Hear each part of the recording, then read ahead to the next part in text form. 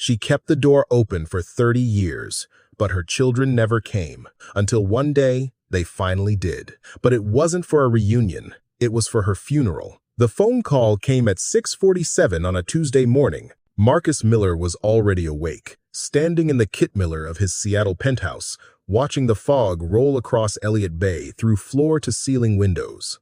At 53 years old, he'd trained himself to rise before the sun, to answer emails before his competitors finished their first cup of coffee, to stay 3 steps ahead of everyone in every room he entered. He'd built Miller Property Development from a single duplex renovation into a commercial real estate empire spanning the Pacific Northwest. His name appeared in business magazines. His handshake closed deals worth more than most people earned in 10 lifetimes.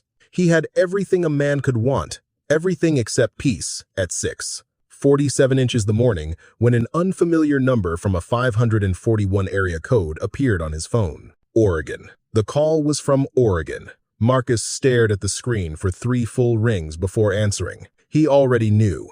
Somewhere in the part of himself he'd spent 30 years trying to silence. He already knew. Mr. Miller? Marcus Miller? Speaking. This is Sheriff Daniel Whitmore, Coos County. I'm calling about Eleanor Miller. I believe she's your mother? Was. Marcus heard the tense even before the sheriff continued. I'm sorry to inform you that Mrs. Miller passed away sometime in the last 24 hours. A neighbor found her this morning. Marcus set down his coffee cup with careful precision. The ceramic didn't make a sound against the granite countertop. I see. She was in her home, peaceful from what we can tell, probably her heart, but the coroner will confirm. Sheriff Whitmore paused. You're listed as next of kin in her file at the county clerk's office. She never updated it. Never updated it. 30 years, and she never updated it. We'll need someone to come identify the body and handle arrangements. I know it's a long drive from Seattle, but I'll be there by this afternoon. Marcus ended the call and stood motionless in his Kittmiller, watching the fog. His coffee grew cold. The sun continued its indifferent rise over the city he'd conquered. His mother was dead. Eleanor Miller, who had raised 3 children alone after their father walked out. Eleanor, who had worked double shifts at the cannery so they could have new shoes for school. Eleanor, who had stood on the porch of that old house on Maple Ridge Road for 30 years, watching the driveway, waiting for cars that never came. Marcus picked up his phone again and made 2 more calls. Diane received the news in the middle of a lecture. At 49, she was Dr. Diane Miller Morrison, tenured professor of sociology at Columbia University, author of 3 books on family dynamics and intergenerational trauma. The irony of her expertise was not lost on her, though she'd become skilled at not examining it too closely. Her phone buzzed against the podium. She ignored it. Then it buzzed again and again. Excuse me for just one moment, she told her students, her voice carrying the practiced calm she'd perfected over 23 years in academia. 3 missed calls from Marcus. Marcus, who never called. Marcus, who communicated in terse emails about their mother's property taxes or roof repairs, the minimal maintenance of an obligation none of them wanted to discuss. She stepped into the hallway and called him back. Mom's gone. Diane leaned against the wall, her hand pressed flat against the cool surface as if it could anchor her. When? Last night, they think. Neighbor found her this morning. I'm driving down today. I'll fly into Portland. Can you pick me up? Eugene's closer to Coos Bay. I'll text you the details. The line went dead. Classic Marcus. No pleasantries. No emotions. No acknowledgement that their mother, the woman who had given them everything and received nothing in return, had died alone in a house they hadn't visited in 3 decades. Diane returned to her classroom. I apologize, she told her students, but I need to end today's session early. Family emergency. She gathered her notes on attachment theory and the psychology of estrangement, pages she'd written while avoiding her own reflection in every word. Jason was the hardest to reach. At 45, the youngest of Eleanor Miller's children, had no penthouse, no prestigious position, no fixed address that anyone could reliably track. He'd spent his 20s chasing a music career that never materialized, his 30s drifting between construction jobs and bartending gigs, his 40s doing seasonal work wherever the wind took him. Currently, that wind had deposited him in Taos, New Mexico, where he was helping restore an old adobe church for a nonprofit that paid barely enough to cover his rented room and his tab at the local cantina. Marcus finally reached him through a mutual acquaintance from high school, one of the few people who occasionally knew Jason's whereabouts. The call came while Jason was mudding a wall, his hands caked in wet clay, the New Mexico sun beating through the window he'd propped open for ventilation. "Jason, it's Marcus." Jason almost dropped the phone. His older brother hadn't spoken to him directly in 6 years, not since the last argument about money, about responsibility, about all the ways Jason had failed to become the man their family expected. "Mom died." The words landed like stones in still water. Jason sat down heavily on an overturned bucket, not caring that wet adobe smeared across his jeans. "How?" "They think her heart. She went in her sleep." "Was she?" Jason's voice cracked. "Was anyone with her?" The silence on Marcus's end answered the question. "I'm driving down today," Marcus continued. "Diane's flying into Eugene. Can you make it?" "I don't have." Jason stopped himself. He'd spent his entire adult life explaining what he didn't have. No car. No savings, no stability. "I'll figure it out. I'll wire you money for a bus ticket. Check your email for the details."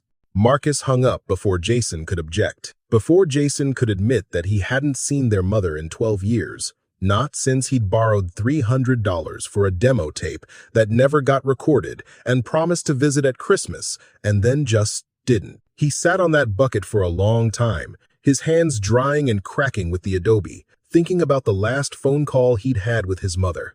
"I understand you're busy, sweetheart. I just wanted to hear your voice.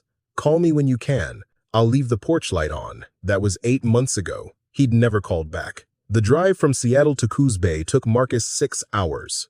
He could have flown. He could have chartered a private plane and been there in 90 minutes. But something made him choose the long way. The ground-level journey down I-5 through the gray November landscape of the Pacific Northwest.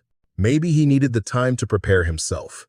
Maybe he needed the monotony of the road to process what he was feeling, or what he wasn't feeling, which troubled him more. His mother was dead, and Marcus felt numb, hollow, like someone had scooped out the part of him that was supposed to grieve and replaced it with efficiency protocols, notify siblings, arrange transportation, handle logistics, file paperwork. This was how he'd survived, how he'd escaped that small town, that struggling household, that life of working-class constraints. He'd learned to turn everything into a task list, a series of problems to be solved through sheer force of competence. But some problems couldn't be solved. Some debts couldn't be paid. As Marcus crossed into Oregon, the landscape shifted. The suburban sprawl of Portland gave way to farmland, then to the Coast Range Mountains, thick with Douglas firs that stood like silent witnesses to every traveler passing through. He remembered this drive. He'd made it once before, 30 years ago, heading the opposite direction. 18 years old, a scholarship to the University of Washington, and a desperate hunger to become someone other than Eleanor Miller's oldest boy from the poor side of town. "You'll visit, won't you?" his mother had asked, standing beside his packed car. "Holidays, summers. You'll come home?" "Of course, Mom. It's just 4 years." 4 years became 8. 8 became 12. And somewhere along the way, the visits stopped entirely, replaced by checks he mailed to cover property taxes, by brief phone calls on major holidays, by the convenient fiction that he was simply too busy building his empire to make the 6-hour drive. The truth was more shameful than busy. The truth was that every time Marcus thought about going home, he felt the walls closing in.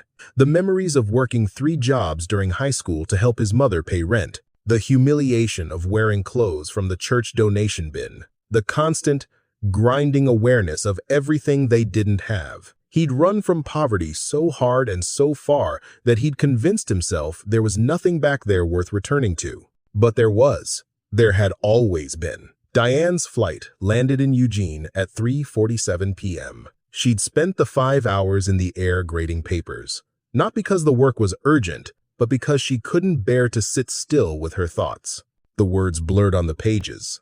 Essays about family systems theory, about the roles children adopt in dysfunctional households, about the ways we repeat the patterns we swore we'd escape. Her students wrote about these concepts with clinical detachment. They didn't know that their professor had spent her entire career studying family dynamics as a way of not examining her own. Diane was the middle child, the peacekeeper, the one who had navigated between Marcus's driving ambition and Jason's chaotic rebellion, who had mediated her mother's grief and her brother's anger, who had held the family together with both hands until her arms gave out. She'd left for college at 17, a full year early, desperate to find a space where her only job was to be herself, not the buffer, not the translator, not the one who absorbed everyone else's pain so they didn't have to carry it.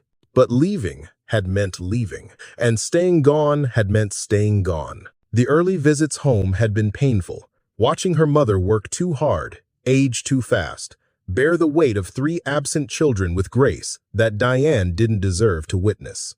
Each visit reminded Diane of everything she'd escaped, everything she'd left her mother to handle alone. So the visits became less frequent, then stopped. 22 years since Diane had set foot in that house. 22 years since she'd sat at that Kittmiller table, since she'd slept in that narrow bed, since she'd heard her mother hum while cooking breakfast. She'd called, at first, birthdays,